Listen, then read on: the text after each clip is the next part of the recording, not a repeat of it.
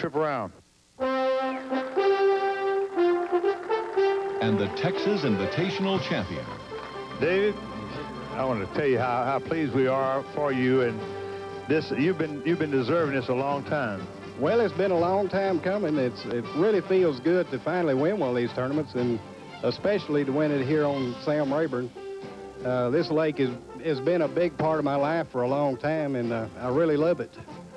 It feels great to win a tournament, and do it on a home lake is even better. Dave, you realize that you don't have to apologize for fishing a home lake, because you fish with us from coast to coast, and every tournament you're there, and you're always in the money virtually every time. And we're proud of the fine job you've done. And if you're going to win one, you might as well win one close to home, so all your kin folks and everybody else can enjoy the spoils of your victory. Well, that's very true. And without a lot of support from family and friends, you know, we can't do all this. We can run around all over the country fishing. My wife really supports me, and I appreciate that. I love her. Her name's Ann, and we get along great. But if she lets you fish that much, she deserves it. Nice hand, folks. We appreciate it very much. Dave Wharton, we'll see you later. All right. By the way,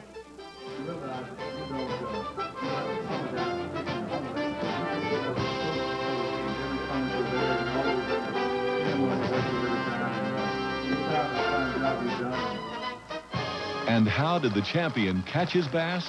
Dave Wharton, you've just won this fantastic tournament, your first tournament ever be won here on this lake, Sam Rayburn. But I think something unique has happened. I've just understood earlier that you use a technique we've never seen, and that's going out here and fishing a special area of 7, 8 foot of water and sweeping that bait, a long diving bait. Is this the bait you're using? Right. It's a number 9 Rapala shad wrap is what it is. Well, tell us what you were doing and how deep the water was and so forth. I was fishing about 7 to 8 feet of water in a big moss flat, basically, was what I was fishing.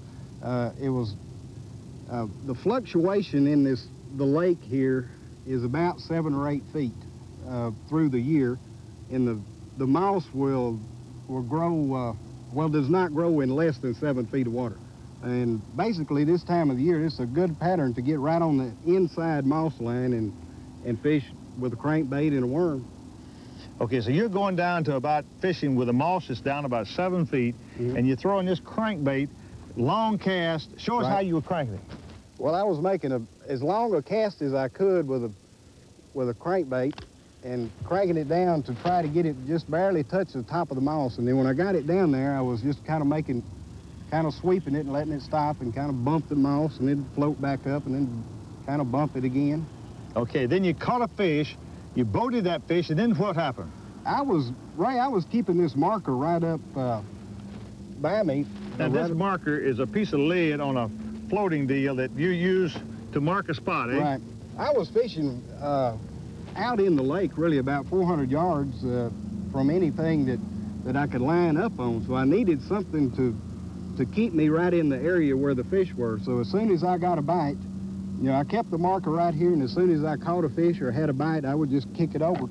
And then I would have some kind of reference point as to where the fish were located. Okay, so you would know that the fish, from this marker buoy, the fish you caught was right out in here, right. And you would then do what? Well, I would continue to fish the crankbait in that area for probably 15 or 20 casts, and then I'd pick up a worm and throw around in the same area. And it worked. It dang sure did. Yes, you're the winner of this affair, and that technique, I don't know, that it's been used in the fashion for years, but the marker buoy is a very important element of your success, because it gave you a reference point as to where you were catching those fish. Absolutely, yes. Every fisherman should remember that. They should, definitely. Mighty good. Don't run off and leave your fish when you get a bite or two.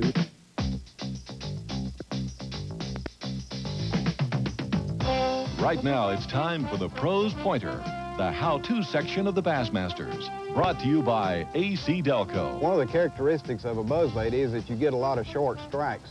What we do to eliminate those are to attach a trailer hook.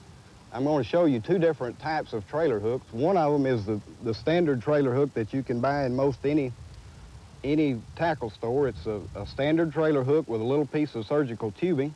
You just stick that right over the eye of the hook and on to the buzzbait. what this does, it keeps that hook sticking out behind it in a fixed position. This buzz bait you can probably throw in most any kind of cover. Now the other one you probably are not familiar with. This one I'm going to use a treble hook as a trailer. What I've done here, I've taken 3 split rings, and on one end I've attached a treble hook, and the other end is a piece of surgical tubing.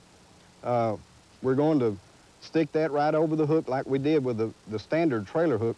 Now the reason we're going to use this, on the back of that buzz bait, it will pivot around when you hit some brush or a stump or something.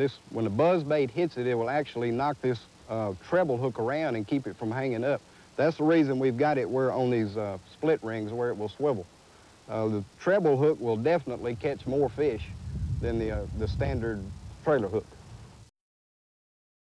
David Wharton's win on Sam Rayburn was classic bassin', and he knew what he had to do, and he did it all the way, to the tune of $32,000, a deserving win. And talking about wins, next week we'll see a Bassmaster earned $108,000 in 6 days' work. I'm talking megabucks, folks, and that's where we'll be in Leesburg, Florida for the $730,000 Megabucks 3 tournament. You'll enjoy it when the top 10 survivors go rod to rod on a 10-hole course with big bucks on the line. For the Bassmasters, this is Ray Scott, and we'll see you next week. The Bassmasters.